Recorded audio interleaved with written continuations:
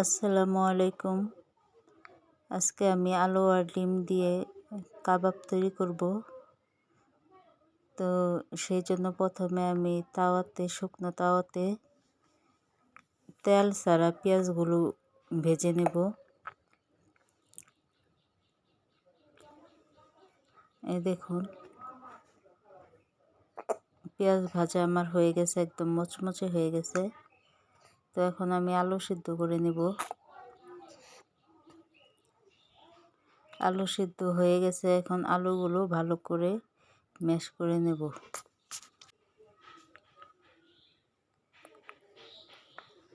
আলুগুলো ম্যাশ করা হয়ে গেছে, এখন আমি এখানে মশলা দিয়ে দেব। তো গুঁড়ো মশলার মধ্যে এখানে দিয়ে দিয়েছি শুকনো মরিচের গুঁড়ো, হলুদ গুঁড়ো, জিরা গুঁড়ো, ধনে গুঁড়ো, চাট মশলা, লবণ, ঘি, সস, সয়া সস আর পেঁয়াজ বেরেস্তা আর সামান্য কাঁচা পেঁয়াজ কুচি করে দিয়েছি, পুদিনা পাতা আর লেবুর রস। এখন এগুলো ভালো করে মিশিয়ে এখানে দিয়ে দিয়েছি কাঁচামরিচ কুচি আর ব্রেড ক্রাম্বস। এখন এগুলো ভালোভাবে মিশিয়ে নেব। মিশিয়ে একটা সিদ্ধ ডিম গ্রেট করে এখানে দিয়ে আবার ভালো করে মিশিয়ে নেব।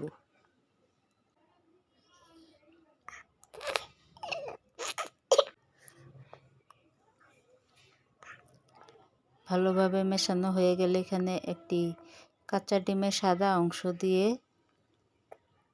আবার ভালোভাবে মেখে নেব।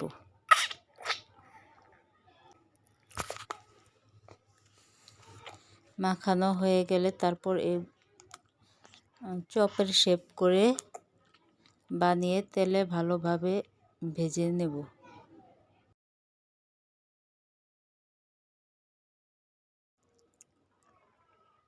পছন্দ অনুযায়ী কালার করে ভেজে নামিয়ে নেব। এতে দেখুন আমার চপ ভাজা শেষ। দেখতে কতটা ইউনিক হয়েছে।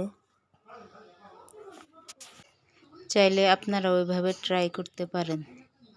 আসসালামু আলাইকুম।